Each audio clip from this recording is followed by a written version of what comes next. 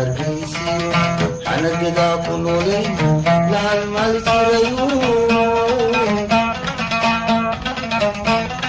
halkii laygu dhalay weyaan ku abuuriyo magaalada hargeysa xanagadaa ku noolay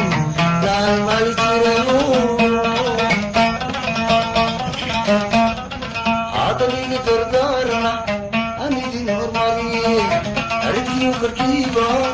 amashii ku dhacayo yeeshadii halgeliso alaaleenka labada horeeyo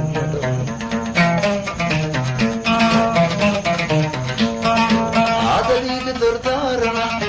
anidin hormariye arkiyo karkiiba amashii ku dhacayo